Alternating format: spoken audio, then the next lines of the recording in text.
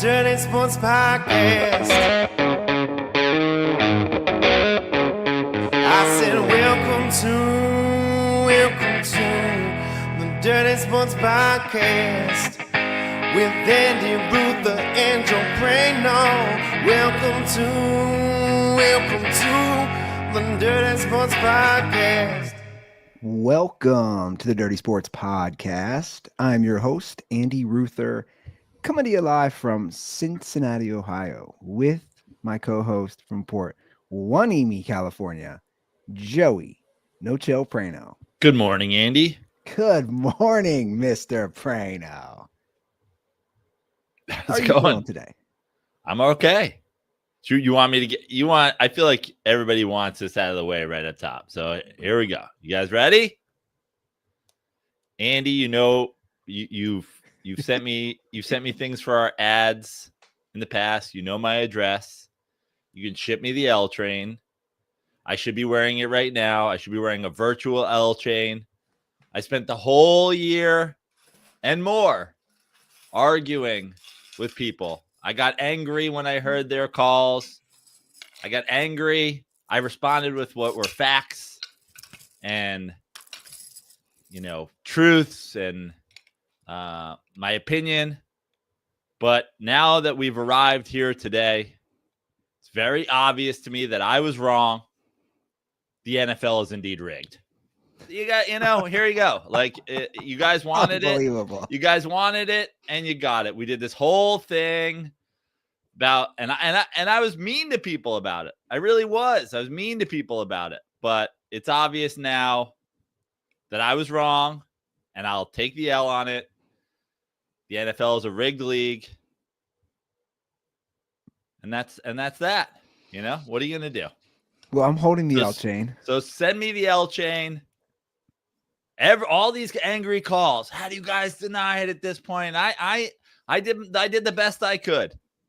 But at this point, it's obvious and there's nothing left for me to argue. I take the L. The NFL is scripted. It's a sports entertainment league. There's a reason they did that. So they don't have to actually compete. And here we are. We all watched a rigged Super Bowl. They got the Chiefs in the game so that Taylor Swift could sell tickets. They got Kendrick Lamar out there so they could get viewers for the Drake thing. And then they rigged the league. They rigged the whole fucking thing. Waste of a Sunday. Waste of a season, really. I'm currently wearing the L chain. I will take an L as well. You also were. I mean, we did it together. We were on. We screamed and we hollered about the rigging of the league and don't be stupid. And here we are now, both wearing the L chain. Well, I'm wearing the L chain for a different reason. Because I was wrong. I did not think the Eagles could do it. I did not think Jalen Hurts could do it. They proved me wrong. I thought three-peat. Here we come. I guess that's one way to look at it. If the league did it. Well, first of all, before we hop into the game, I can't really hop into the game because I watched the first 3 drives and then I shut it off after all the rigging. So I can't really speak to anything that happened after that. I think it was like 7-0. Well, did it come back? We'll get to all that stuff. I didn't think you were going to go there as I see you masterfully trolling Mr. Prano. I will say. I honestly, it's not even really a trolling. The dirt balls, they mean so much to me. And I guess, sometimes I attack them. But when all is said and done, the response was overwhelming. I mean, I would say 95% of our fans are. I mean, I follow a lot of dirt balls. I mean, even through the first drive yesterday, here we go, rigged again. First drive of that AJ Brown play, and I was like, these guys are right. Look at that. AJ Brown smashed the guy's face mask.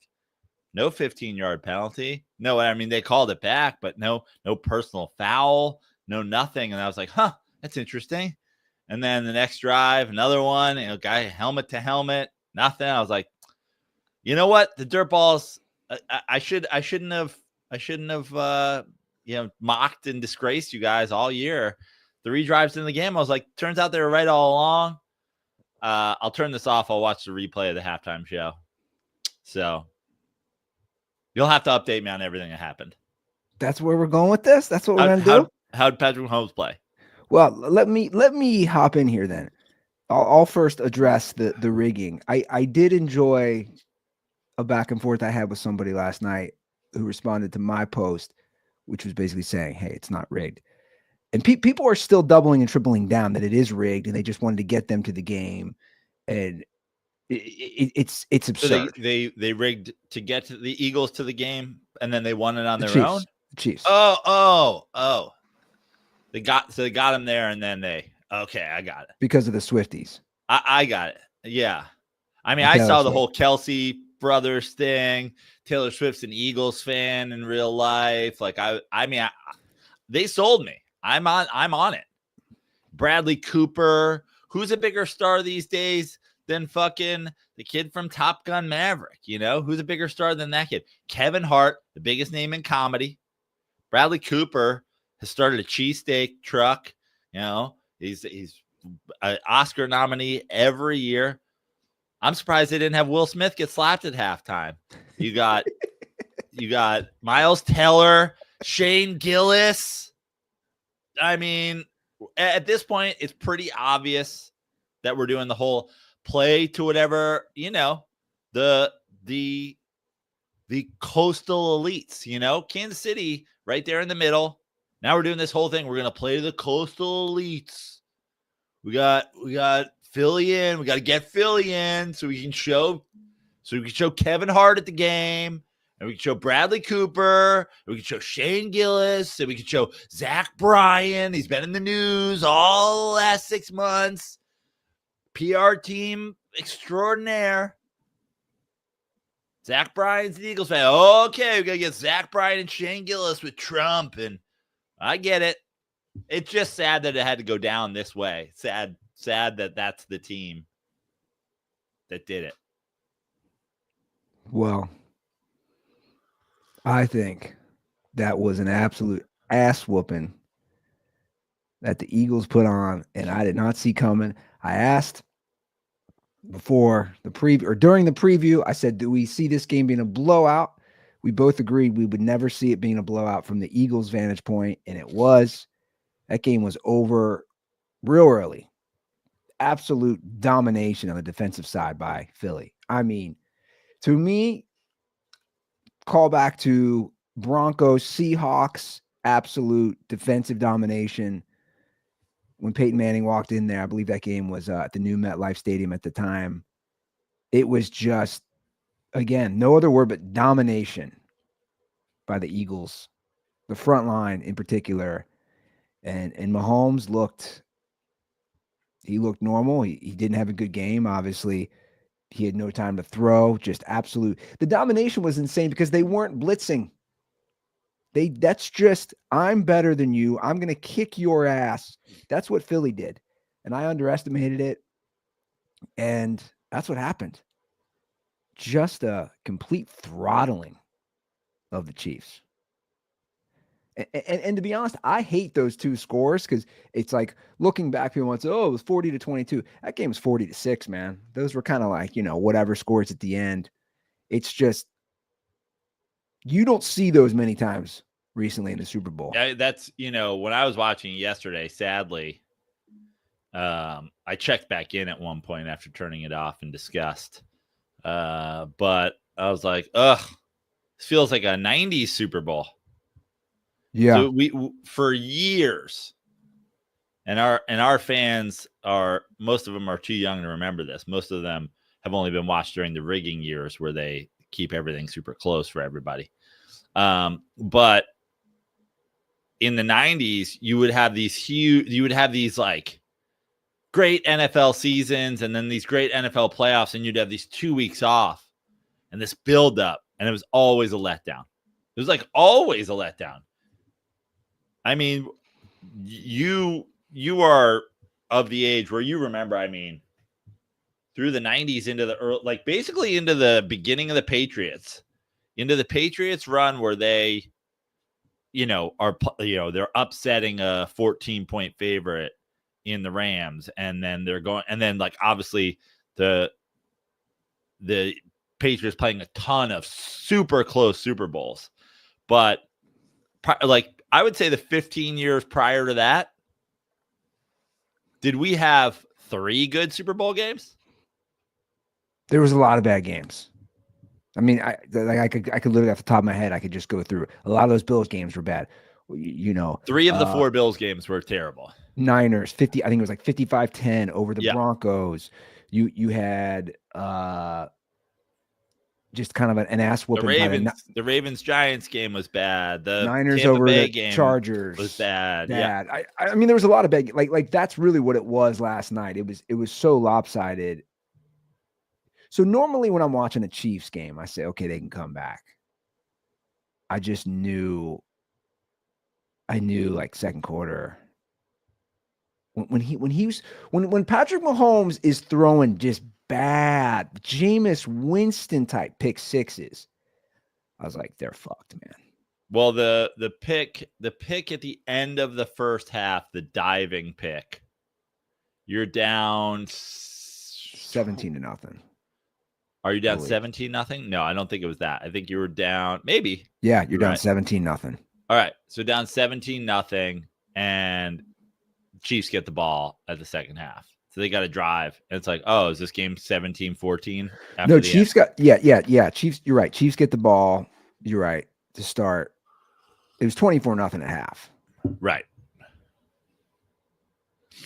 And that's my point. It's like that was the dagger. Again, I would have kept the game closer if I was the league personally, because like I think they lost between the game not being close and then having Samuel L. Jackson as a black Uncle Sam. I think you lost a lot of viewers by halftime. Are you willing to admit you were wrong about the Eagles? Look, we have a lot of calls. Admitted I was wrong. I just did I literally was like, mail me the L chain, I'll wear it. Okay. Jesus Christ. Well, look, we have some calls. We have Philly fans. We have non-Philly fans. We have no stake in the game. The hotline was jumping. Let's just get through these, which they will help aid the conversation on this Eagles team, on the Super Bowl, on everything. Let's just get through some of these. All right, we'll start off with something that Randy Ruther started. Your brother hopped into text. The Joe Prano curse. Let's just tackle this right out of the gate. The Joe Prano curse, whether it exists or not, will never, in any way, shape, or form, supersede the Andy Ruther curse. I honestly, and I said it. I said I half knew I was cooked when you were like, because I was like, oh, he's going to come around on Philly.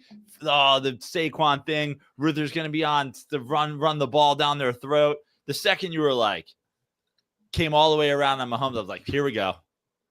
I'm saddled with Ruther in the game. What? Come all around. Like I've had to come all around on Mahomes. Get out of here. Well, look. Prano curse, it's out there. Let's talk about it. Let's play the call. Go Birds, baby. What's going on, boys? It's KT here. Your number one Philly dirtball. Eagles fresh off a W. I got to say, great comeback here, especially from last year when I called in. I'm the number one jinx of all time, and I'm the reason that last year they had that downfall when I tried to fucking call in and say, yo, put some respect on the Eagles' name. Now it's time, Joe, put some respect on the Eagles' name. Joe Prano, I just want to thank you, man. I really, really, deep down from my heart, I want to thank you because the Prano curse is real. It's a stronger curse than the Ruther curse, man. Oh man, you're the reason that we got Saquon. You're the reason that Saquon left and got the Eagles the W. Carried us to the Super Bowl. Man, you losing Saquon just even sweeter because I know how much you hate Philly. Oh, and that's the reason. Like, dude, there's no rent. Not rent-free or anything. I just want to thank you, man, because I know the Prano curse is real. And I listened in last call, and you were basically saying Chiefs are pretty much guaranteed with your 70% or whatever you said. Just want to thank you. Man, I just want to also say, like, I've been calling Hurts mid for quite some time. I gotta put some respect on Hurts' name, just like you guys here. Well, just want to call in and say, "Go Birds, baby!" Where I want to know where you're running, my man. You're out of breath. Yeah. Where are you going to? There's a gigantic pile of horseshit at the end of his block. He's running with a spork. So you're telling me there's no Joe Prano curse? I mean, well, listen. You've done this. Hold on. You've done this Hold twice. On. Two Eagles Super Bowls. Had I picked the Chiefs and you picked the Eagles, we'd have a fucking argument here. The Joe Prano. I love that we're like talking about the Joe Prano curse. You just go, oh, the two Eagles losses. One of them was in 2017, and one of them was this year. You're the curse of the Bambino. Your shit has existed since before telephones. This is like Red Sox fans trying to pivot and blame Nomar Garcia, the curse at Nomar. It's like, whoa, what happened to the Bambino? You guys still haven't won since the Bambino. You're the Bambino. I'm the curse of what? Nomar Garcia Para? How dare you, man? You really dug your heels in. You've been cursing games from before I knew you. You dug in so hard on these two Eagles title runs, though. So hard. I didn't know it was rigged, dude. What do you want me to tell you? I know now. And I took the L on it. You're unbelievable. Absolutely unbelievable. I do want to discuss Jalen Hurts. So the MVP is very interesting on this one because that's all I cared about. By halftime, I said, okay, who's going to win the MVP here? At that point, you had a pick six. You had just a defensive line that's dominating. Hurts had, a bad interception in the first half. Besides that, he played fine.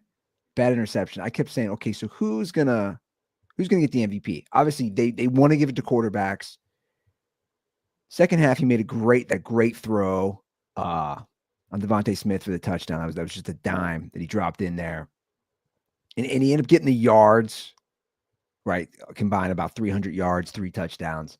But look, he played. You and I both had doubts.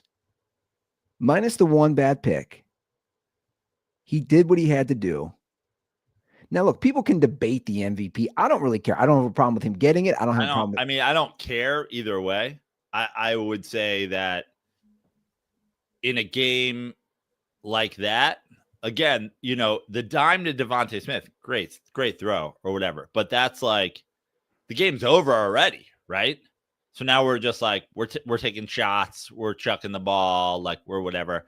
Was there a moment where you were like, well, that was the game right there, and that play was Jalen Hurts? Or was there a moment, the pick at the end of the half, the Cooper DeJean pick, the sacks, the whatever? It's like people have done the Eli Manning carried by his defense thing my whole fucking life. But in both those games, Giants are down. They get the ball. They got to drive down and win the game. They do. And, that's how he got it. Do I think if the Giants had just ended up running out the clock in the first Super Bowl that Justin Tuck's not the MVP? No.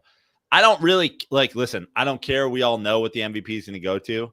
I was shocked that he got it. Well, look, the reason I bring this up is I do think it's an interesting discussion because we talk about legacy.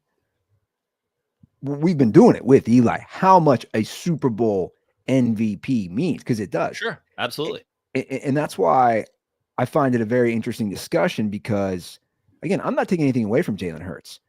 I just think when I watch that game, again, I'm going to keep bringing up the Broncos-Seahawks game. Russ didn't get the MVP. I don't know who it goes. It's almost, again, I would go the back judge. That's who I'd go. Well, that's the one I would go to. He had a good view on all those fraudulent pass interference. He had a great view on the double-handed Mahomes face smash. So I would go him. That's who I'd go personally. But then after that, maybe somebody on the defensive line, maybe Sweat. Well, that's what I was going to say. So it's like you look at the. I would have gone back judge though. I mean, real couple clear views on those. And honestly, I think that, and honestly, us not knowing his name is a great reason why you should get it. It's like, give the man his due. The man worked hard. Obviously, Josh Sweat isn't as sexy as a pick, and I think that plays into it. Again, I'm not. This isn't me taking a dig at Jalen Hurts, because when it's all said and done, he's a Super Bowl winning quarterback. He's played in 2 Super Bowls. He obviously has an MVP now. I just, for me, from a viewer, the same way we watch that Broncos dismantling of Peyton Manning. That's right.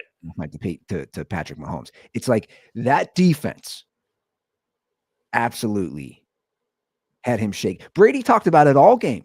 Brady, I really enjoyed actually having Brady as an announcer because he kept saying, look at his feet. By the way, let's just talk about one thing that needs to be talked about. If it weren't for Tom Brady's black tie, I'd have killed myself at halftime. I hit 12-1 on $50. Thank God. Thank God. Tom Brady coming out in the black tie, I was like, let's fucking go. What'd you think about that? That was the easiest 12-1 hit ever. Dude owns the Raiders. What'd you think about that $600,000 watch? Was Tom Brady wearing a $600,000 watch? That's what the experts were saying online. Wow. That's funny because all the people, I saw multiple people. I think I saw your boy, Dave Portnoy, claiming it was a Portnoy watch. Portnoy's my boy? Wait, Portnoy's my boy now? Then I saw somebody claim. My boy? Then I saw somebody claim it was a Trump watch. So I'm assuming if it was a $600,000 watch, it was neither con man's watch company. There's a source I trust. One of these like. So it was like a proper nice watch. Yeah, that's what I've seen. Somebody was like, look at him out there with the Trump watch. And then Portnoy was like, is he wearing my watch? I'm like, Jesus Christ, guys, what's happening here? No, they claim it was a $600,000 watch. But my point was that Brady kept referencing his feet, which I was like, oh, I'm going to watch this now. Early on, he's like, look at his feet. He goes, he's so rattled back in the pocket. Yeah. Because he has no time at all. And then just everything was off. And again, they weren't blitzing. But look, this. Well, that is how you do it. That's how you do it. And that's the formula. This is what happened when they lost to the Bucs and they got their ass kicked in the Super Bowl. This is how your Giants got to Brady twice in those 2 wins. You get to the quarterback without blitzing. taking somebody out of coverage. Yeah. And you know, it's like it was just an ass kicking. There's no other way around. The refs were telling them the snap count. That's helpful. You know, and that if the Chiefs went off sides, you see that camera angle where they were like coming from like the side and they were like, oh, he's in the neutral zone. It's a hot take.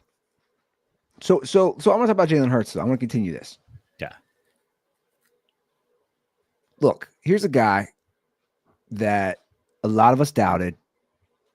To his credit, no one ever mentions, and probably understandably so, when we talk top QBs, but a guy who was benched in the national championship, transfers, goes to Oklahoma, has a great season, Heisman runner-up, a lot of doubters in the NFL. He's now played in 2 Super Bowls. My point is, like, I want to give him credit where credit's due and say, look, I didn't think he would be a Super Bowl winning quarterback.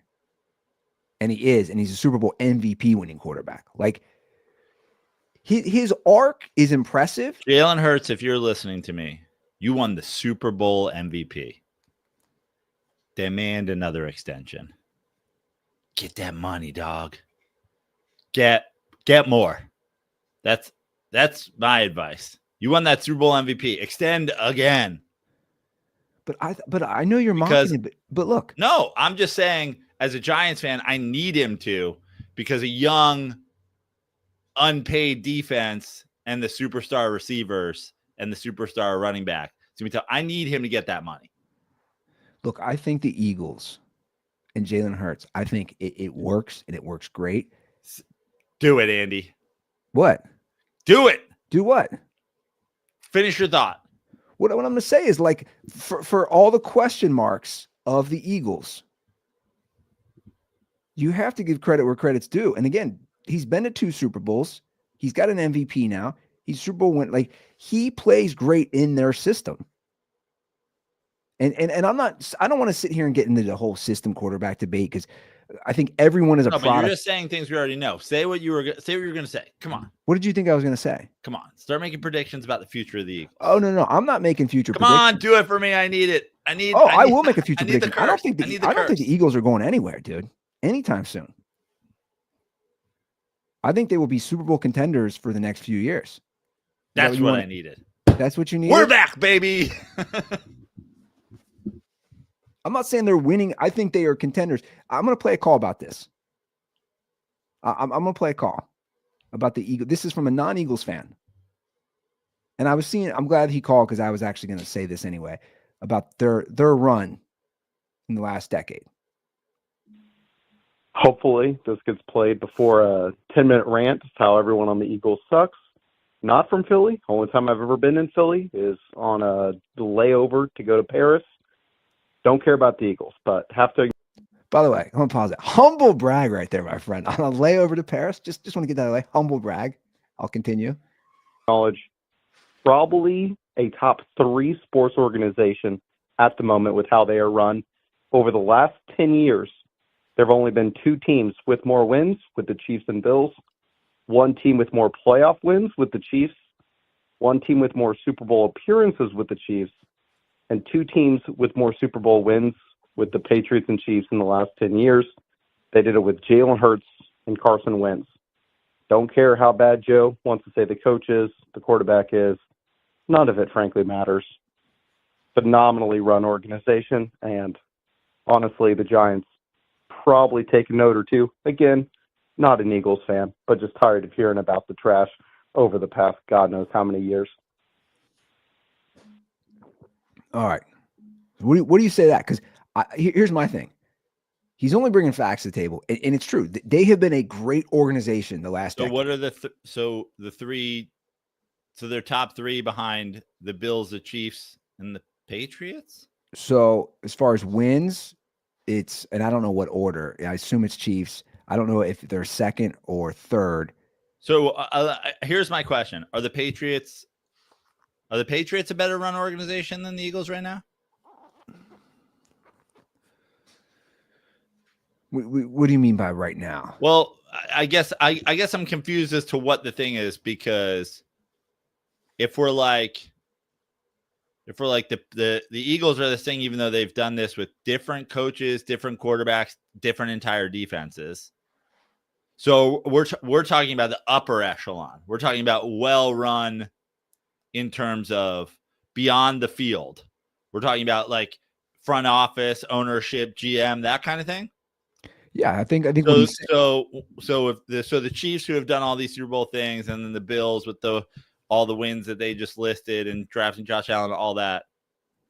And then everybody's in place for the Patriots, their ownership, their front office, etc. But the players and all that are different. So I'm just trying to figure out what we're doing here, because it's like we're referencing essentially 2 wildly different situations. I think what we're saying, at least what I'm saying, I said this. Kelsey's gone. I mean, the 2017 team and the 2025 team are 7 years apart and wildly different teams. But that's and I think that's the point is they have. So we're talking about above the field of play. We're talking about Howie Roseman and what he's done. And I made a comment about this during the Super Bowl preview show. It's just the people they've put in place, right? There's 22 guys in the field. They have drafted well. They have signed well. They've just made great move after great move. They got their ass kicked. Let's not forget, they got their ass kicked last year in the playoffs after making the Super Bowl the year before, and they just regrouped, reloaded. Look, you and I both questioned paying Hurts and A.J. Brown and Devontae Smith. It worked for them. And Saquon. And it worked. And obviously they had a great defense this year. And I didn't realize how good their defense, or I didn't know that they could play at this level that they played yesterday. An absolute just ass whooping. But I think that's the point of the call, is that the Eagles for a good decade now have been right there for the most part. And the numbers back it up with the wins, with the Super Bowl appearances, the Super Bowl wins. That's all he's saying. How can we not agree to that? I mean, I don't know. I guess the question's pretty confusing. You know, we talk about all the time with like the Ravens. We talk about the Niners. We talk about like the Niners have been in this Super Bowl. The Niners have these wins. The Niners have these things. But like, so again, they won the Super Bowl. I'm totally fine, by the way, with giving the Eagles they won the Super Bowl last night. So let's give them all their flowers. But like, prisoner of the moment, the Eagles just jumped some teams that are consistently in and out every single season. But that's the point, is they've been consistently. They have a Super Bowl appearance and they have 2 Super Bowl appearances in the Jalen Hurts, Nick Sirianni, whatever. Like, we're now talking about a completely different team. You go back to 2017. Like, I'm not like, to me, what the Ravens are building with Lamar Jackson or not building or whatever does not relate to Joe Flacco and that Super Bowl run. But no one's. I don't think anybody's debating. I think the point of the call was that they've consistently, like I was saying, they've gone through different rounds of guys and reloaded. And I do think nobody talks. You mentioned San Francisco. They don't have a ring. Like, in this Shanahan era of different quarterbacks, of different skilled players, of different good defenses to great defense. I think the point is the Eagles have consistently been right there through a Nick Foles, Carson Wentz, now Jalen Hurts. They're right there. They're a well-oiled machine at this point. And look, I just said it. I think they will be contenders for the next few years. Saying the team that just won the Super Bowl isn't a well-run organization is ludicrous. But also, let's take a step. Let's tap the brakes a little on well-oiled machine Super Bowl win. Like, the Bucs, well-oiled machine 2 years ago, like 3 years ago. Well, the Bucs also had an aging quarterback who we knew. I mean, look, they have, again, you got your top offensive weapons for a couple more years at the very least. Let's just say 2 years, because I know how NFL contracts are and guys fade out. My point is, you have your core. I don't know enough on what they have defensively as far as the next few years. All those guys are super young, and so therefore, no one is paid yet. Rookie deals. Look. Pick six Coop over there just turned 20. It was his 22nd birthday. My point is, they're not going anywhere, man. Like if you look at the NFC right now, let's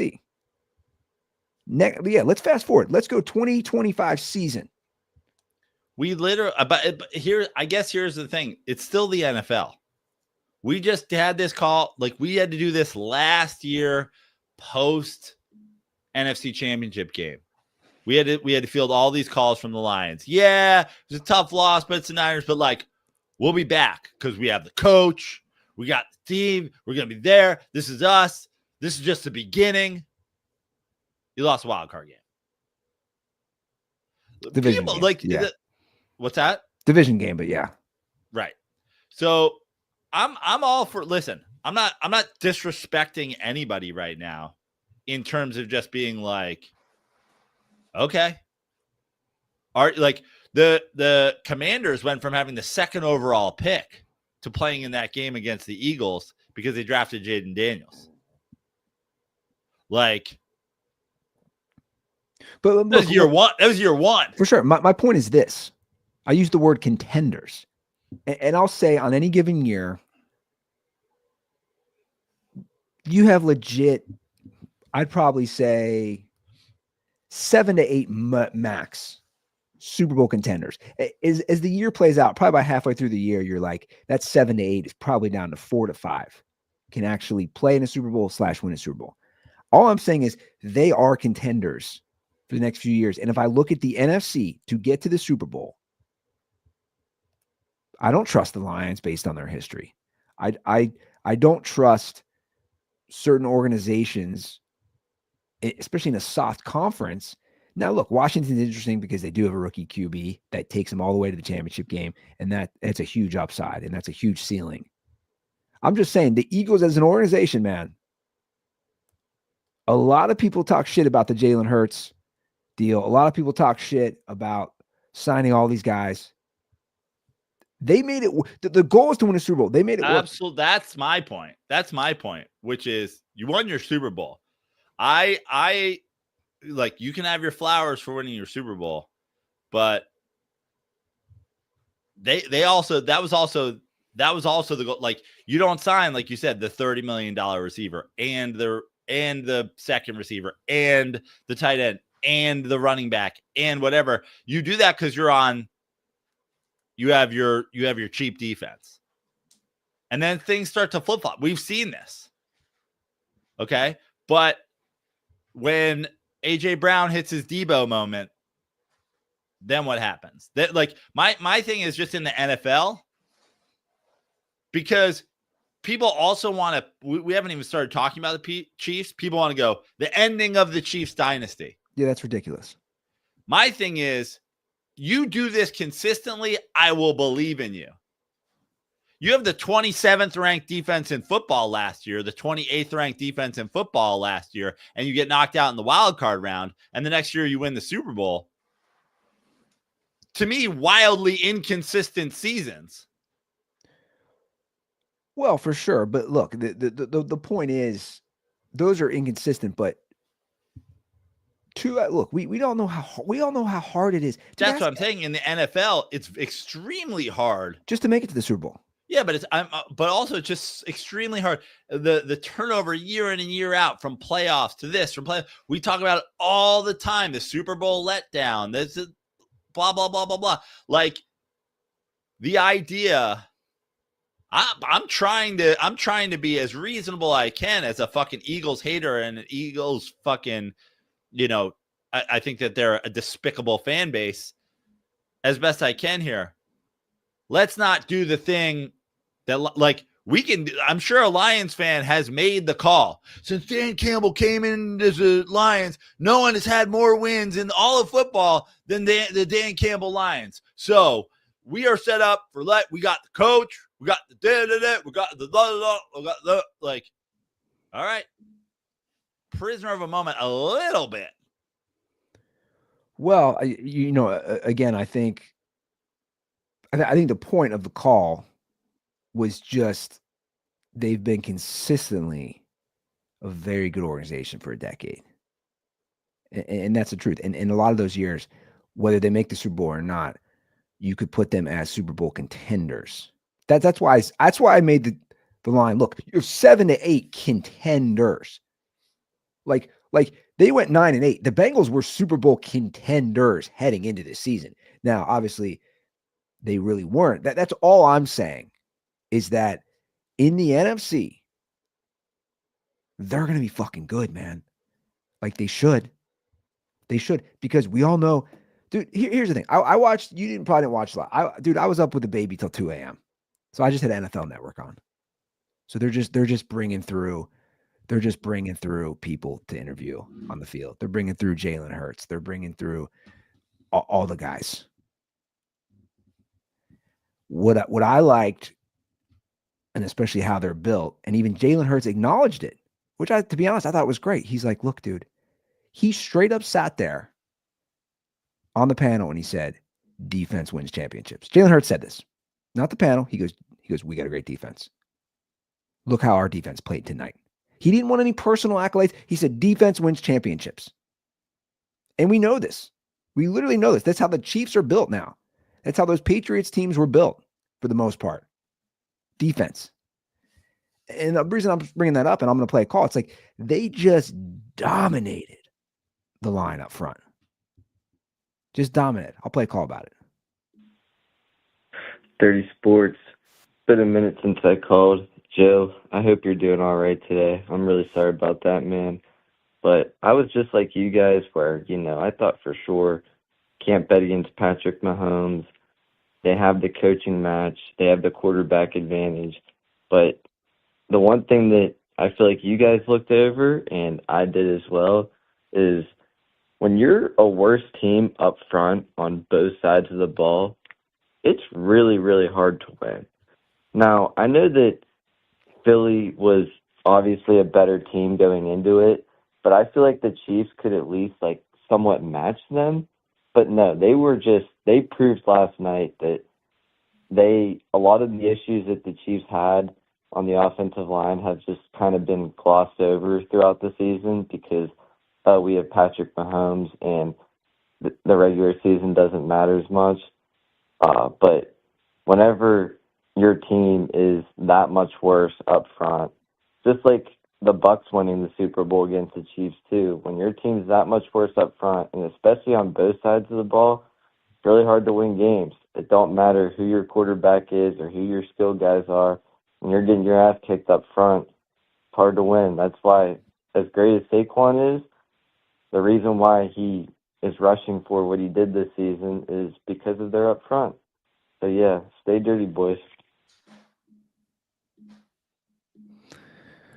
All right. So look, I think obviously I've been hammering this all episode up front, and that's why I was like, you guys can get mad at me, Eagles fans. That's why I'm like debating the MVP and saying, does Josh Sweat get it? And it was just a manhandling and how important it is to control the line of scrimmage. And it makes the job, and he's right. He makes it easier for Saquon. It makes it easier for Jalen Hurts. And you have a big grin on your face.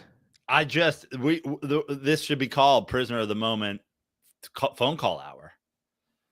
We now just use the term to describe the Kansas City Chiefs, who won 15 regular season games and were in the Super Bowl yesterday, that both of us picked them to win for their chance to three-peat. We just talked about their offensive line making it tough to win games. Yeah, no, I don't agree with that. It's tough to win games when you got the Chiefs' offensive line. Now hold on. They were attempting a three-peat in a fair, season where they won 15 games. Look, I'm not debating that, but to be fair, this was the most sacked Patrick Mahomes has ever been. I understand that. But again, we just have to go. When you said to me last episode, can the Eagles win the Super Bowl? Did I say no, they can't win the Super Bowl? No, I don't think you said that. No, I said what I would say about every football game ever, which is any given Sunday. On this particular Sunday, the Chiefs got fucking manhandled. And we can talk about we haven't even really talked about the Chiefs. We haven't even really talked about the Chiefs' approach to the game. We haven't even really talked about the fact that one of the things I thought the Chiefs had in their bag is they didn't show any offense. They didn't do anything interesting to start the game. They didn't run the ball, I'll tell you that much. They didn't run the ball. They didn't Xavier Worthy jet sweep. They didn't run a trick play. They didn't run a screen. They didn't run everything. They just were like, they're going to be in zone. We're going to pick apart their. We have Mahomes and we have Kelsey, and Kelsey finds those pockets to sit in, and we're just going to do what we've done to 1,000 teams, and they didn't have the time to do it. And by the way, all the flowers again to the Eagles, but we have to take a step back. I mean, is every call that we've got the Eagles for the decades, the Chiefs dynasty is over. Here we go. Classic NFL. One team gets the Super Bowl and wins, and now I guess that's it. That's the team to beat. We are the audacity of a call saying when you're offensive and defensive, they won the AFC. They won the AFC. Yeah, look, as far as the Chiefs are concerned, I think it's ridiculous to say the dynasty's over. Look, look, if you follow the game at all, just like the notion of this Mahomes, Brady, it's like guys, look at the history of the Patriots. It goes in lulls. Brady and both Mahomes are 3-2 in their first 5 Super Bowls. Look, the Chiefs are a very well-run organization as well. And obviously they have an all-time coach, arguably the best defensive coordinator. And the truth is, and they said this multiple times last night, their D really didn't play that bad for a good. There's only so much your D can do. Their D, like when that score is 24-0 at halftime, their D didn't play that bad. You had a pick 6, you had a pick inside your own 20. Yeah. So there's 14 points right there. Yeah. It's like their D didn't play bad. The Chiefs are going to be fine because they have number 15. And I've seen a lot of the blasphemous statements about Patrick Mahomes. Brady never had a Super Bowl. Brady, come on, guys. He never had that kind of attack on him. Dude, also in the Giants Super Bowls, didn't he score? I mean, the Giants won 17-14. Yeah. So that was the first Super Bowl with the greatest offense ever at the time. Yeah. So exactly. So I don't like the disses of Mahomes, and I think you guys are all ignorant. And I think you guys are all stupid. And if I see one more dipshit, I don't even know why these are coming off my feed. If I see one more dipshit Bengals fan, like get the fuck out of here about Burrow and Mahomes. Well, when Burrow, because you click on them, Andy. That's why they're coming up in your feed, right? 100%. Is that what you told me? No, it is. It is. It's because I click on them and I'm done. I literally said not relevant anymore. I'm not dealing with this anymore. But my point is, it's like, guys, Mahomes is great. He's an all-time great. So I agree that we need to tap the brakes. He just ran into a buzzsaw. We saw this when Peyton Manning ran into that Seahawks defense. It's the same thing. Let me just ask you a question. Conferences be damned. Ravens be damned. Bengals be damned. Lions be damned. Niners be damned. Whoever it is. Put everything aside. You can only pick one. Chiefs. To make it back to the Super Bowl next year. Okay. I'm not going to hesitate. Okay. And that's not a knock on anybody. That's just, to me, that's their greatness. I don't care whether they have Kelsey or they don't have Kelsey. And I agree with you. It's like they won 15 games, guys. They won 15-2. Realistically, 15-1. They sat their starters. So it's like they won every game but one. They won all their games in the playoffs minus the Super Bowl, and they got their ass kicked in the Super Bowl. So the Chiefs are going to be fine because they have Mahomes. Now, Mahomes retires. It's a different discussion. Mahomes retires? I'm just being sarcastic. Right. It's like, but I mean, you look at the Broncos team. Look at the Broncos team that made it and then made it back in one. Manhandled when they were setting all of the offensive records. Remember the start of that year? Oh my God, yeah. Manhandled the Super Bowl. Then they came back. Peyton Manning was a shell of himself. They had the defense. They won the Super Bowl. Yeah. I mean, look, very similar. Peyton, I mean, it's eerie. I'm just pulling it up out of curiosity. Peyton Manning's stat line, 34 for 49, 280 yards, 1 touchdown, 2 interceptions. They rushed it for 27 yards that game, the Broncos. I mean, it's eerily similar. The Eagles were up 24-0 at halftime. The Seahawks in that Super Bowl were up 22-0. It's the same thing. So look, yeah, I don't like people coming to Mahomes. I don't like idiots. Your children, if you're like the GOAT debate is over, but Mahomes is still playing, dude. Listen, here's my thing on the GOAT debate, and it goes all along with everything that we've talked about all year with the Chiefs hate and the whatever. I mean, literally, we were a drive into the game, and the team that won the Super Bowl's fans were saying the game was rigged. And I'm like, I hold you to it. I agree. Game was rigged. That's why you guys won. Game was rigged. You tweeted it. I'm in. Game was rigged. Patrick Mahomes has now reached the LeBron James portion of his career. You beat me. He's reached the LeBron James portion of his career. You hate him because your team doesn't have him. You're going to make excuses for why he gets there, and you're going to bask in his failure when he lets you down. But your team didn't get there. They're gonna put this little Mavs team together that the Eagles did. You're gonna put the little Spurs team together. You're gonna put the little Warriors team together. It's gonna be the Lions, and it's gonna be the Bucks, and it's gonna be the Eagles. And then every single year, like fucking clockwork, LeBron James is gonna be there to greet the other team. And everybody's going to be a Warriors fan, and everybody's going to be a Mavs fan, and everybody's going to be a Thunder fan, and everybody's going to be a Spurs fan. Everybody's going to. And to me, the reaction, Patrick Mahomes played like shit. For sure. Played like shit. Also, quarterbacks almost across the board play like shit when they're harassed like that. Now, Eli Manning didn't play like that in the NFC Championship game in 2012, which is probably why he should be a first ballot Hall of Famer. But that's neither here nor there. Not everybody has that kind of fortitude. Did you just somehow insert an Eli plug? I'm just saying when discussing Patrick Mahomes. I'm just saying again, we're still in the realm here of the absolute absurdity of that voting. But that to me, for everything that people want to say about Patrick Mahomes, the attitude going into that game, we're all Eagles fans today. That speaks to Patrick Mahomes' greatness. You all hate him because he's there every year. That's why y'all hate him. I agree.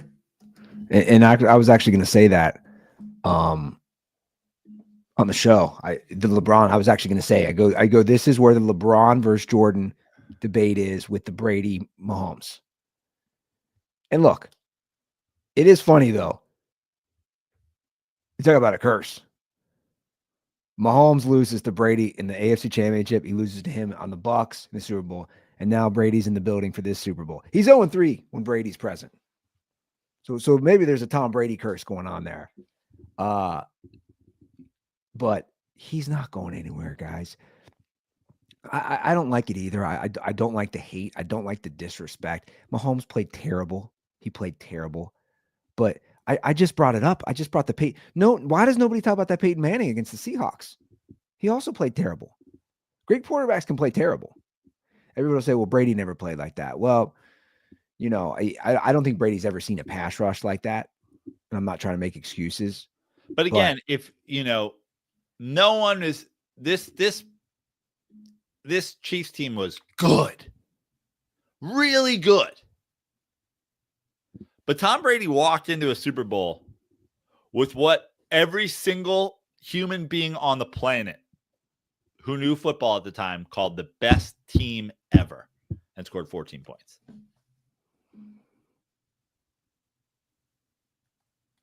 Yeah. And that's fair.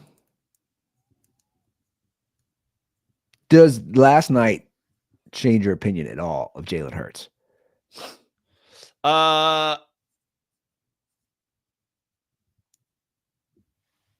Not a ton. Not a ton. Here's what changes here's how my opinion has changed.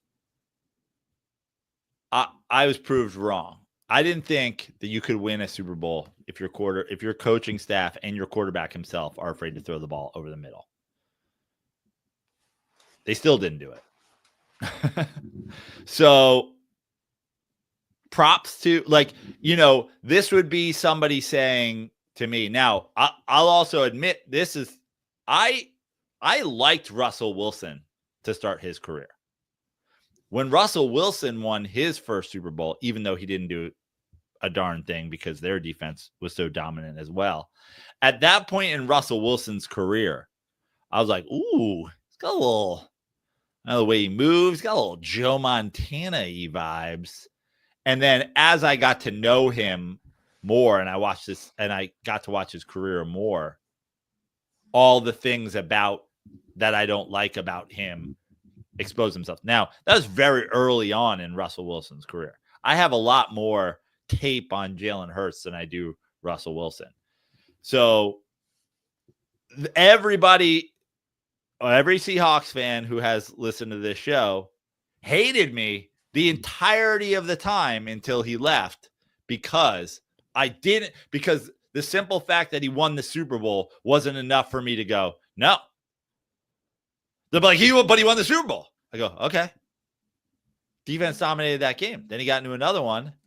I mean, you flip around those two games for Jalen Hurts and Russell Wilson.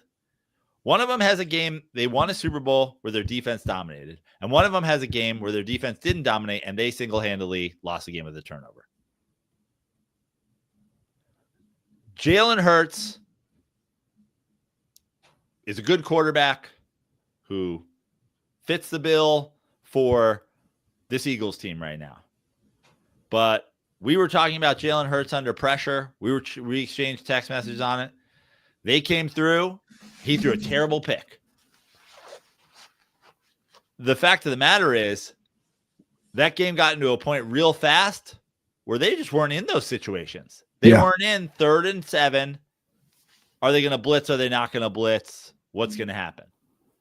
Those situations got pulled away. The fact of the matter is you've got to show me a lot more for me to start thinking, oh my God, I got to worry about this guy every year forever. Jalen Hurts is in my division.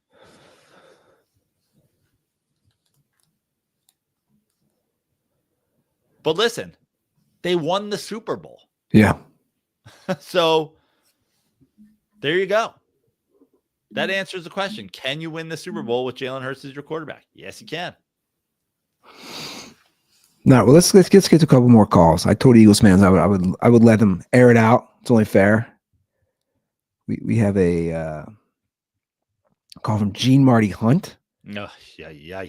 Longtime dirtball. Longtime Philly fan. Gene Marty Hunt, I love the man. I truly love the man. He's a guy, I'll say it before I hear his call, so that I think it's right. It hurts my soul that he's an Eagles fan. Every time. Too nice of a guy. They can't hurt you. Joe and Andy, Gene Marty Hunt. My God. So I called you when they lost the first time. This time was an absolute surprise, I got to admit. And I want to be humble, so I'm just going to shut the fuck up and enjoy this Eagles win. I appreciate you for giving us fucking Saquon Barkley, Joe.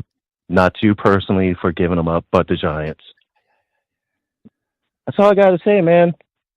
I want to be classy about this. It was a great year. Totally by surprise. And that's it. Stay dirty, guys. Take it easy. Bye. So appreciate the call, Gene. I'll say this much. I'm happy for Gene. About the Saquon. I have agreed with Prano all along, guys, as far as the Giants, the Giants are a shit team this year, man. Like Saquon doesn't make a difference. But here's the second level of that.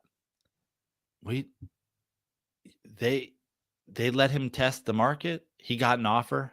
He left. He did not come back to the Giants. The Giants did not decline to match the offer. There's the two most important things about the Saquon conversation are the Giants are not in a position in any way, shape, or form to pay a running back over $20 million when you consider their roster. Yeah. Guess what? Had the phone call come back, the Eagles offered me $21 million. The Giants might have said, fuck what is best for our team. We can't let him go to the Eagles. The phone call didn't come back, guys. You can think whatever you want about Saquon Barkley. You can think about whatever you want about whatever athlete there is out there. Some athletes have done it. Some athletes haven't. Saquon Barkley is not a bad guy for doing it. but he did not call the Giants back. The Giants did not give Saquon Barkley to anyone. Saquon Barkley left the Giants in free agency without giving the team that drafted him second overall the opportunity to match the offer. Plain and simple. The end. What's amazing about the whole Hard Knocks thing, we see the Joe Shane thing. We see the John Mara thing.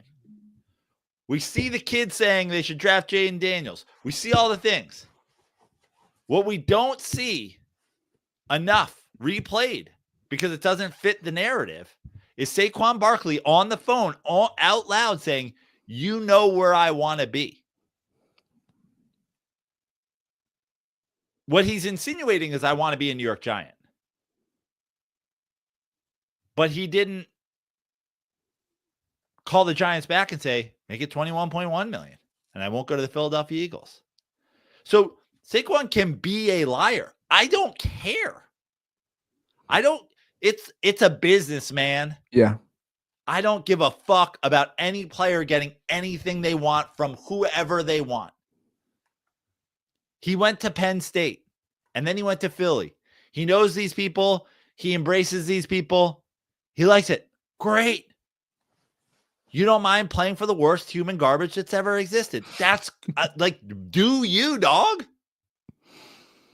But let's stop changing the narrative that, one, the Giants gave Saquon Barkley up, and two, that Saquon Barkley was somehow disrespected by the Giants. The Giants said, give us the last call. And he didn't. And that's fine. But we all just have to know that's what happened because it happened in a documentary that we all watched. Yeah. And again, and now Saquon Barkley averaged 2.5 yards a rush on a Super Bowl winning team. Like, hooray. Well, and here's my thing. Saquon, he made the smart move. He went to a Super Bowl contending team with a great line that had just been to a Super Bowl, a couple years removed.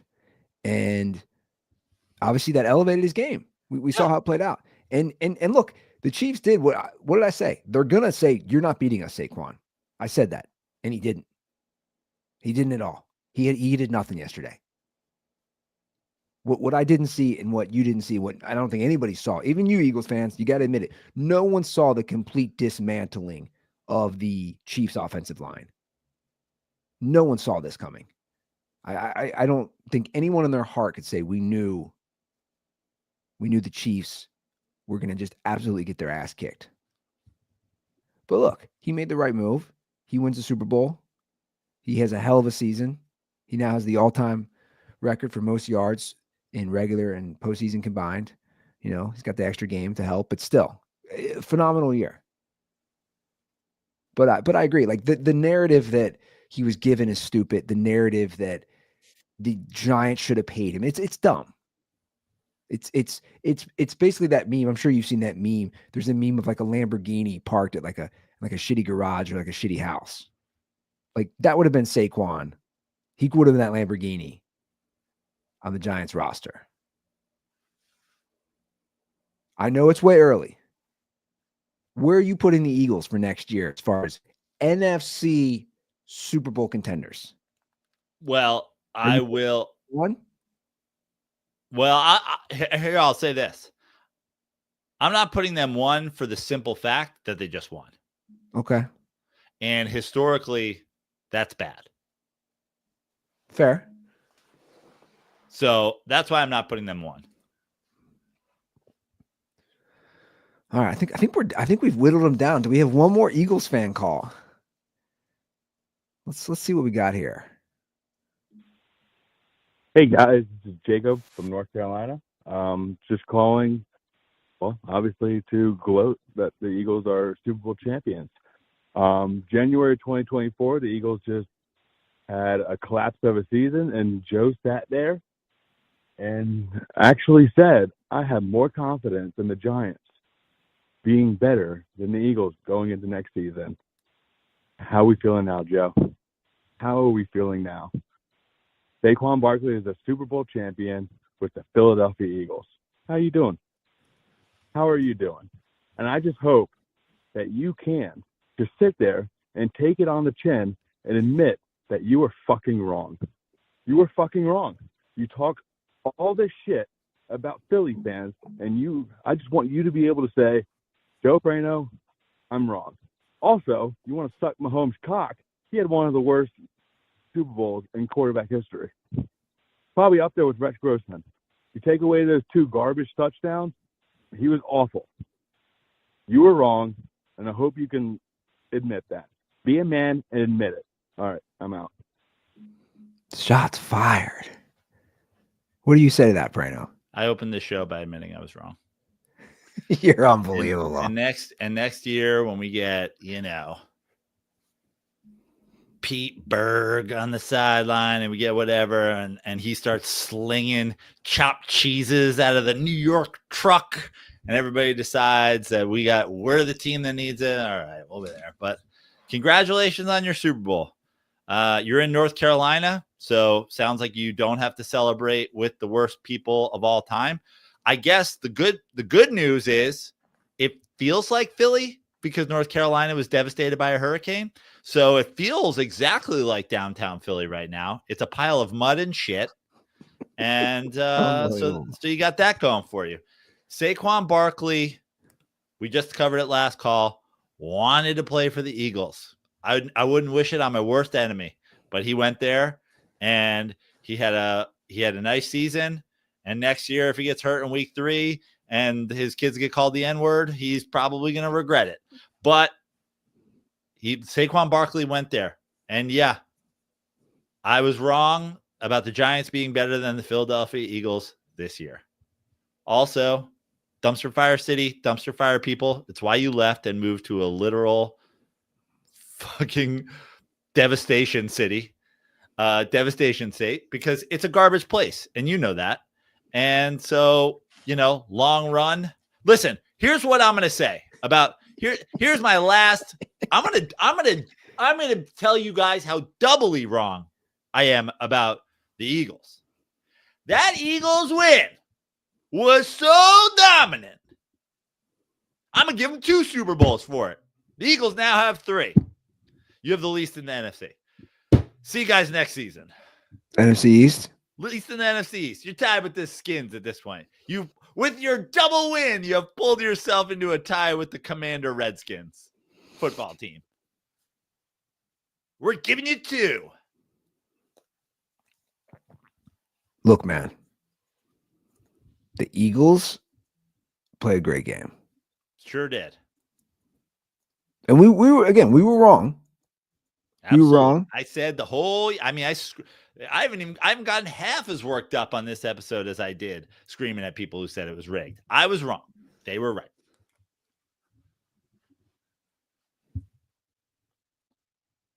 Do you think the Eagles, because you're bringing up the past, which I'm like I don't really give a shit about the Super Bowls of like the old, like once we reach a certain point. Like I said, I'm more of a recency bias. Like that's what I'm saying, 10 years. And then you can break those into increments every couple years, every 3, whatever it is. But you have to admit right now, the trajectory right now of your team, the New York Giants and the Philadelphia Eagles, is completely different as far as where they're headed, where they've been the last 10 years. Sure. That has to be concerning. No. You think the Giants are going to figure it out? Well, I mean, what are we talking? Now we're talking about the recency bias of past. What's figure it out? What does that even mean? What I mean is, like I said, the Eagles are, I'm going to say this, I confidently will say, are going to be Super Bowl contenders the next 2-3 years. Okay. So I can also confidently. How old are you, Andy? I can confidently say. How old are you, Andy? I'm 43. Okay. So you got a job now. You're making money, making that chili money, right? I don't have a job right now. I'm not making that chili money. You want to bet $1,000 American dollars on the Eagles having more Super Bowl titles than the Giants on your 50th birthday? No, because I know how hard it is to win a Super Okay, Bowl. so great. So then what the fuck are we talking about here? Yeah, but hold on. Yeah, because that's reckless. I know how hard it is to win a Super Bowl. What I'm saying is, okay, you said my 50th birthday. So let's say 7 years. Who do you think? Let's just do a couple categories. I will confidently say I think the Philadelphia Eagles have more Super Bowls. So we'll start in the 2025 season. So we're all starting at 0. We're all at the same starting line. I will confidently say I think the Eagles will have more playoff wins, more Super Bowl appearances, more possible Super Bowls than the Giants in the next 7 years. Okay. Now, look, things can change quickly. We all know that. We just talked about Jaden Daniels. We just talked about it. Boom. Exactly. We just talked about, like, you get a generational quarterback, things can change. But I also think the Eagles have been run very well, like I said, like the call said. I mean, they have been really well run. What's amazing about this is, right? This is Eagles fan. Like, cause here's the thing about sports, like the Eagles are the only team, their fan base is the only fan base ever that was like, we're so well run. We had Doug Peterson, he was great, but we fired him. And we had Carson Wentz, and he was the MVP, and we got rid of him, and we paid another team to take him. It's like, so are you well run because you had those guys, or are you well run because you let those guys go? Are you well run because you did this, or are you well run? Like, I don't know what. I'm not really sure what Eagles fans. I once again downshift into precisely what I said. You guys just won the Super Bowl. You guys just won the Super Bowl. And you're like, we took Saquon Barkley from you. Cool. The caller before said, I'm not going to say rent-free. I will, guys. I'll say rent-free. well, come on, Joe, to be fair. You talk shit more about the Eagles and Philly fans than any team or city since we started the show. Well, let me make one thing extremely clear. If the Philadelphia Eagles win the next 10 Super Bowls and Joel Embiid wins 82 straight games next season and is the undisputed NBA and Bryce Harper and Jalen Hurts 69 so that their faces are both covered in their dumb fucking eye black. They come out of it looking like Ted Danson at the fucking Whoopi Goldberg roast with their fucking ridiculous eye black. Their fans are still the worst human beings to ever walk the face of the earth. And I said it in 2017, and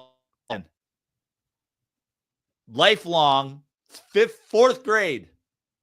Fourth grade was the origin story. Fourth grade, Catholic school, fourth grade was the Joe Prano watching Bruce Wayne's parents get shot, become an atheist moment.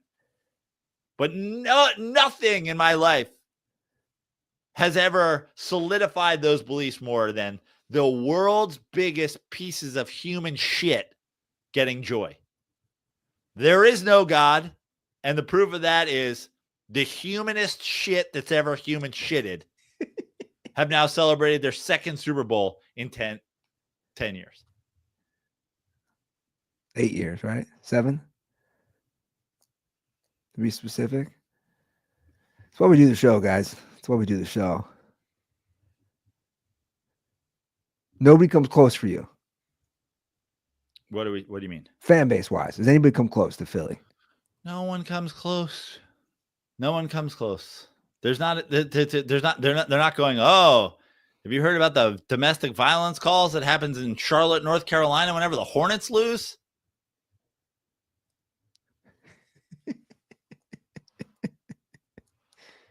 Does this all stem back to you being put in the vet jail? It stems back to me going to college in Pennsylvania and finally meeting and and carousing with people from Philadelphia. I've said it before. I'll say it again. Growing up as a kid born in 1979, coming of age as a football fan, 8, 9, 10, 11, 12, 13, 14 years old, and just watching the fucking Jerry Jones Cowboys win every fucking year. You would go to the parking lot at Giant Stadium, and there would just be guys selling fuck Dallas hats. Fuck Dallas. We hated Dallas. Every Giants fan alive hates the Cowboys the most unless they've ever met a Philadelphia Eagles fan, and then they hate the Eagles the most.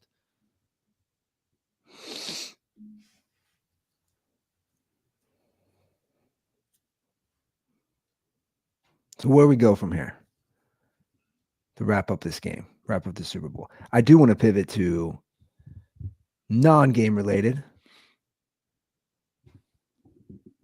Halftime, commercials. Commercials, awful.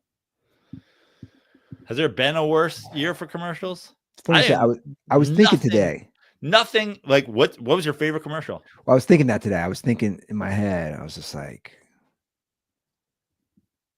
what commercial made me laugh? I felt like they just didn't put the energy into them. And the cowboy hat thing was weird. I don't even know if I saw the cowboy hat thing. The kid who was born, the premise was that different kids were born with different hats. It was like, I didn't see that one. It was like, I think it was for like Hulu, but he was born in a cowboy hat, and then other kids had different hats because they were sci-fi. They're like, well, Westerns aren't in. It was bizarre. And they did it a couple times. I don't know. I'm trying to think, like, what was the best commercial? Oh, the seal one made me laugh. That one made me laugh. That was funny. Am I the only one that thought it was like fucking weirdly racist? Like, it's a fucking seal. Well, what? Seal? I don't know. It felt his name wrong. is Seal. I know. It felt wrong. Oh, I laughed. I laughed my ass off. I legit laughed at the seal. Tommy Frazier being a polished shoe next commercial. Seal one was great. What about the halftime show? I thought it was mid. But I gotta say, I did before it was over. I put Uncle Sam Black into Twitter just to see people losing their minds. Well, Uncle Sam's not black. Uncle Sam's not real. What are we talking about here?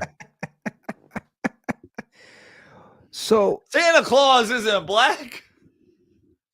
So here's my thing on Kendrick Lamar. I don't, you probably know a lot of his stuff way better than me. Like, I don't follow him closely enough. So I know the hits. But I guess my question on someone like him, I almost feel like he's too niche. Maybe I'm wrong to be a halftime performer. I think that we've reached an era of music. First of all, here's the thing. I'm a Kendrick Lamar fan. I'll say this. Have all the Kendrick Lamar have downloaded it. You know, I'm not. It used to be a flex to show your support by saying I bought. You don't have to buy now. I've downloaded. I have all of them downloaded. All of the Kendrick Lamar, not just streamable, downloaded. I am a Kendrick Lamar fan. Also, Kendrick Lamar is overrated. People immediately throw him up and they're like, you get people who drop Kendrick Lamar, like, GOAT, greatest. I'm like, okay. We've reached a point in music now where in this era, a hit isn't even really a hit. Like, you're not like we talked about with NBA ratings or whatever, or Game of Thrones finale. Like, if you took every single Kendrick Lamar song of all time and you added them together, they have not been streamed or played or spun or sold like a tenth of what like a Thriller would. You know what I mean? Now I'm using the great, but my point is like there was a time where whether you liked a song or a band or whatever or not, And it could be a one-hit wonder. It could be a good song. It could be a bad song. You couldn't escape it.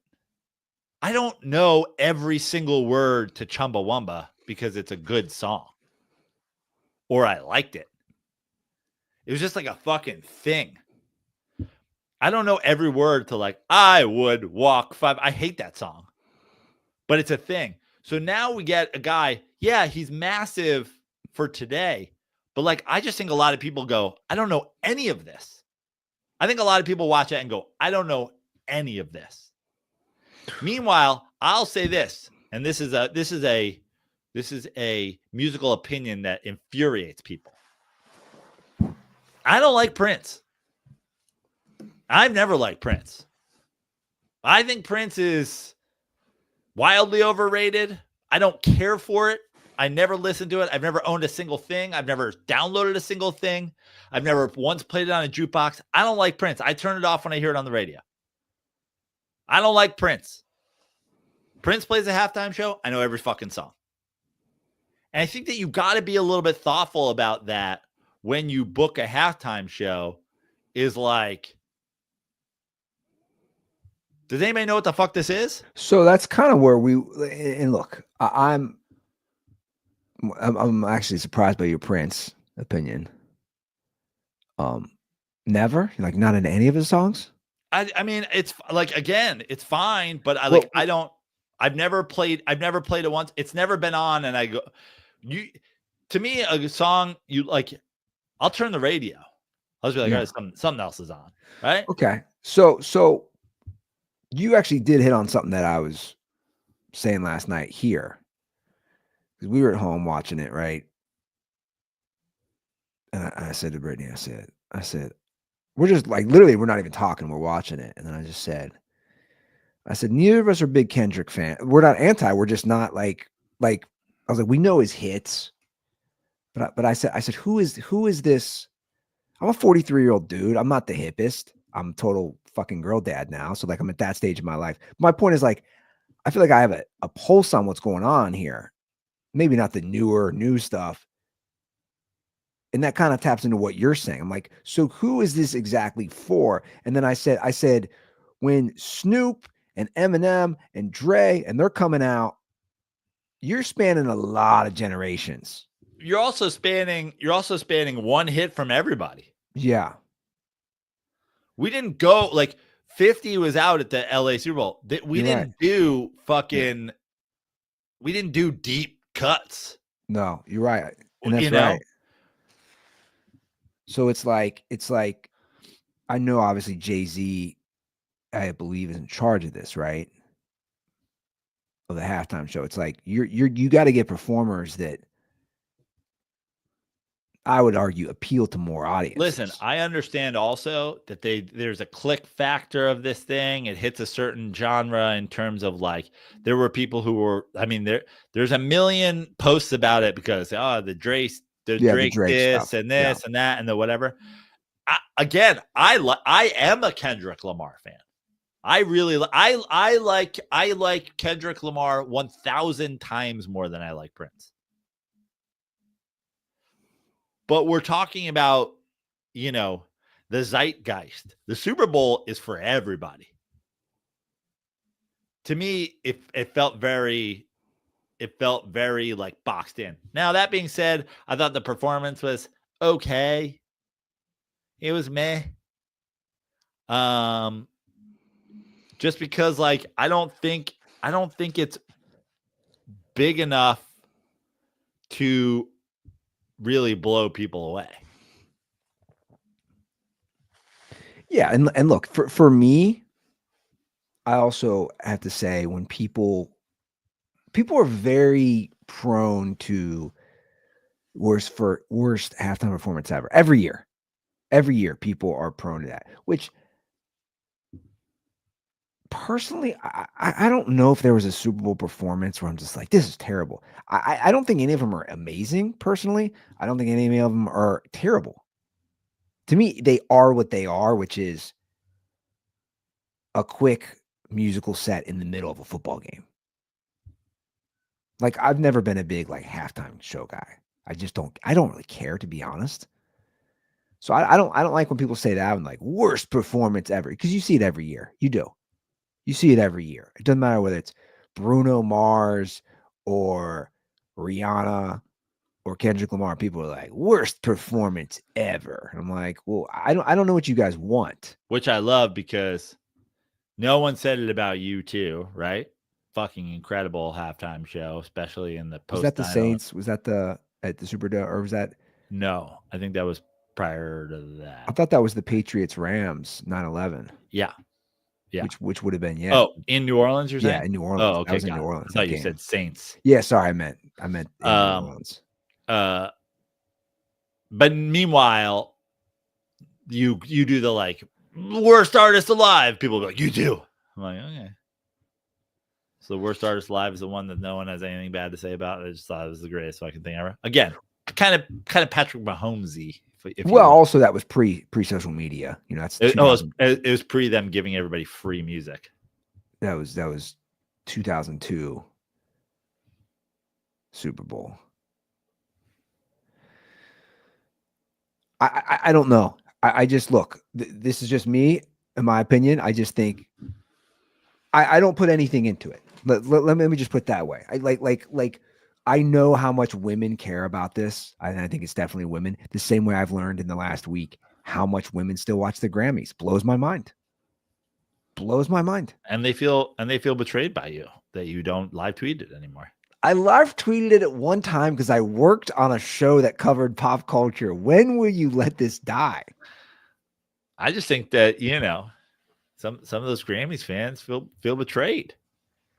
I love how you're holding it on to me because I live tweeted the Grammys in 2015. I wish I had some of those posts still. The Ruther live tweets from the Grammys.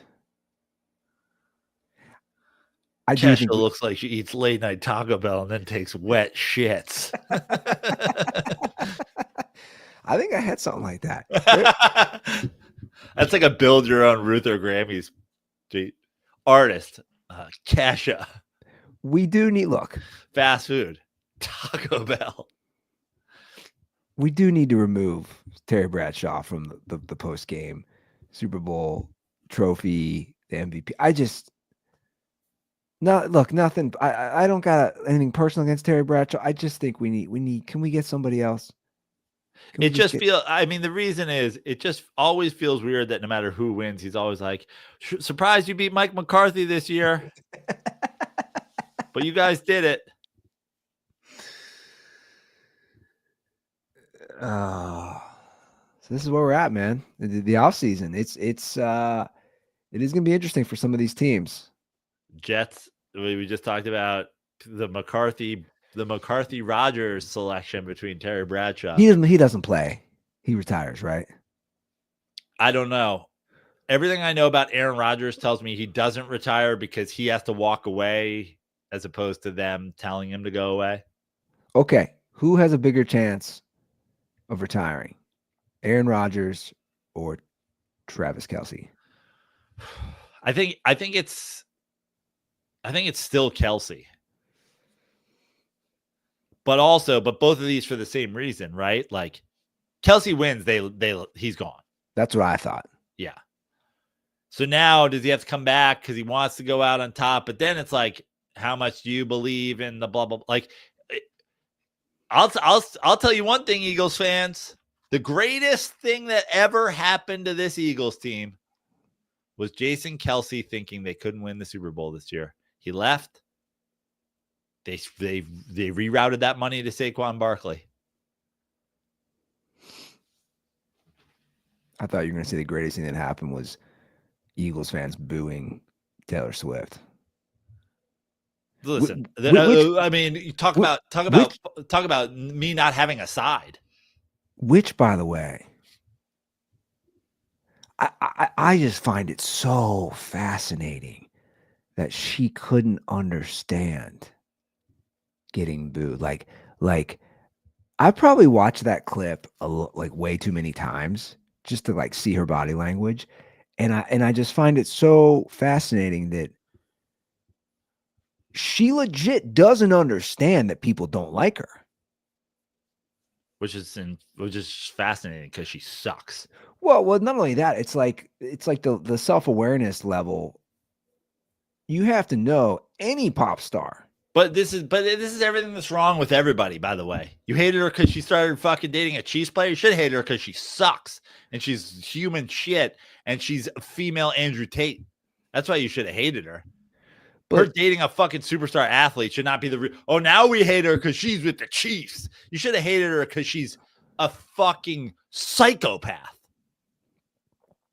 But also my point I was about to make was if you're a pop star, you're gonna be people might really dislike your music or whatever it is. It's just when you're in the public eye like that, I think most people have a self-awareness. Like, yeah, people don't like me. She has that clip is just it's wild. Like she has zero self-awareness, none. Well, not only does she have zero self-awareness, how about this zero self-awareness? How about double self-awareness? Right, double lack of self-awareness. She grew up an Eagles fan from Pennsylvania. How about being so unaware that everyone that you know from your hometown is a piece of shit? And that like not even being aware, hey, if I start being against those people, they're going to hate me. Forget all the other shit that you did. Forget that she took a private jet from the locker room to the suite. Forget that. Forget that for the day, New Orleans had to lower the levees so she could drive a yacht into the harbor, putting the entire city at risk should they get hit with rain last night. Because she had to take a yacht. Forget that she is a she's a psychopathic piece of shit. Let's take that out of the mix. How about everyone you knew as a kid was human garbage who got their lunch at a gas station and was dropping N-words at the lunch table? You're like, I wonder if I go against fucking Tommy, if he's going to hate my guts. Yeah, he's going to hate your guts. I don't think they're together by the start of next football season. Wow. Okay. You know why? I think, okay, and I don't know too much about it. But I think that reaction that I saw, she has to feed off the energy. And I think maybe it'd be different if they won too. Like if the Chiefs won, I think that's all going to play into it. I still hold on to that. I don't know if this is orchestrated, how real this is. I'm gonna hit you with a deeper conspiracy theory.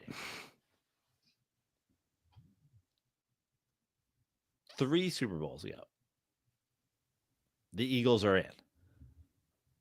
They lose to the Chiefs. Yeah. The following season, famous shitbag Eagles fan starts poisoning the Kansas City locker room. Now, the plan goes awry when Nick Sirianni loses his coordinators and their defense is ranked 27th and their mid-quarterback can't do anything about it. But she stays true to the plan. Genius Howie Roseman gets a guy who murdered somebody in the college, puts him on the defensive line, steals Saquon Barkley from the Giants, and they're back. And the plan comes full circle. Shitbag, the richest woman in the world, who still regularly feasts on gas station sandwiches because she was born and raised in a pile of shit. The plan comes full form. And she takes down the Chiefs from the inside so that her Eagles can win the Super Bowl. Does she stick with it? Because everybody's now like, oh, are you counting on the Eagles being here for 10 years in a row? Prisoner of the moment. Oh, this is the next dynasty is upon us? I don't know. Does Taylor Swift continue on with her plan? It's a deep conspiracy. Is one Super Bowl enough? Does she return home, hug her dad. They sit down on their Christmas tree farm. You get a couple of Yinglings, a couple hoagies. They throw a big heaping spoonful of horse shit on the side, and they bask in a feast. Their dad really owned a Fit Christmas for tree. Philadelphia Kings. He didn't really own a Christmas tree farm, did he? Yeah. He did, for real. Yeah. You know who loved Yingling? Human trash. Walt Ruther. Shots fired to my deceased father.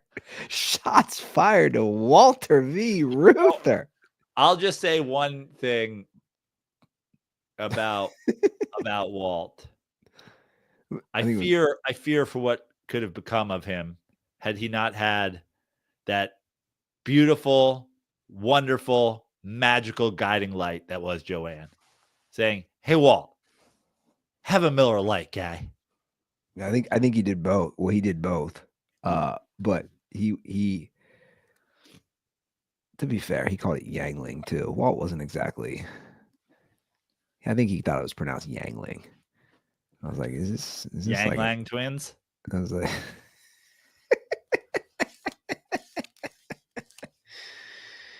well, I think we've said it all. We've covered it all.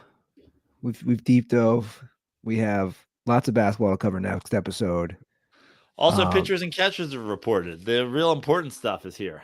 No, yeah, pitchers and catchers have reported. I do, but by the way, there is a baseball call which I will get to next episode. We will move past the NFL portion. And if somebody's really great with graphics out there, can I get a Spider-Man kiss of Jalen Hurts and Bryce Harper where they both come apart and they're in blackface? Well, Prano, you survived. I think Philly fans or people from Philadelphia are going to say you're not taking your L, but I literally said you should ship me the L train. They said it, and I agree with them now. I saw all their tweets, all first quarter of the game. It's rigged. They sold me. I'm in. It's rigged. Honestly, I think we skip the NFL next year. I think we focus exclusively on NBA and Major League Baseball until the NFL reassesses its whole thing, like this sports entertainment thing and the rest. And I don't like it. I don't like it. I want sports where they're really competing. Well, shout out to everybody who left a call. 310-359-8365. That's our hotline. You can follow us at The Dirty Sports across social media. You can follow me at Joe Prano on all social media. I'm on Instagram. I'm on TikTok. I'm on all the things. Next Tuesday, I will be at Ventiki in Ventura. Triple headliner show. Me, Nicole, Amy Schreiber, Catherine Blanford. It's going to be super fun. The 20th, I've got a show at the Mint in LA to support the firefighters of Los Angeles who did such a great job fighting those fires. So come see that. I'll be at the Slow Comedy Festival the last couple of days of the month, 27th, 28th, 1st, 2nd, I believe. So come see that and just generally follow me and, send me whatever you want. Cool, guys. Andy Ruther, you know where to follow me. Shout out to all my dads out there. Give me some dad advice. Looking for it. Give me some, what do they call them? Life hacks? I need dad hacks. Dad hacks. That'd be a fun segment, actually. Dad hacks. Have you not gotten some of those? I feel like you get a lot of dad hacks. I hit up Tug the other day and was like, "You want to come meet me for a happy hour? I'm in your neighborhood." And he's like, assistant coaching a youth basketball game. So I'm like, "Yeah, Tug's tugging." Yeah, we texted recently. Nice. I was like, "You still in LA?" And he's like, "Yeah." I was like, "I wasn't sure if you were back east."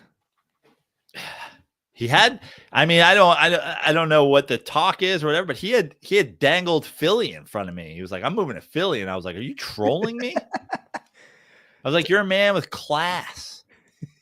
Why the hell would you I don't know why. I love the thought of Tug walking through an Eagles fan celebration. They're climbing light poles, eating shit. Tug's holding a glass of wine. just walking, his tall ass just walking through there, this good looking hair. I love Tug on a Philadelphia area golf course pulling out his uncrusted peanut butter and jelly that he packs for himself. The guy next to him pulls out a foot-long American hoagie from Yingling and a fucking quart of milk. He's like, oh yeah, I also brought lunch. I never understood the eating the kids' leftovers. Tuggy's talking about. Nah, I get it. Oh, you're not gonna finish the cut up hot dog? These are pretty good hot dogs. Pretty good hot dogs. Oh, you're not gonna finish that little leftover pizza? Don't mind if I do. All right, guys. Thanks for listening. Thanks for watching. By the way, I want one more thing. Since I was talking about the fires in that plug, very fascinating episode dropping tomorrow of the Jay More Stories podcast. He has his former landlord. Jay used to Airbnb and then lived for a couple of years on a house on PCH in Malibu. Then the guy, and it burned down in the fires. And the guy, Carl, who owned it, is on the show talking about literally fighting the fires. So if the LA fire thing is interesting in any way, shape, or form to you, wild things revealed in this episode about how the fire department handled it, how they didn't handle it in certain cases. Just really fascinating fire stuff. I learned more about the LA fire situation from that podcast episode than I did from living here and reading all the news for weeks. So check that out. That is interesting. Yeah. All right, guys, have a great week. We'll see you guys on TBD, Thursday or Friday. Joe and I will talk about it. And that's it. Till then, stay dirty.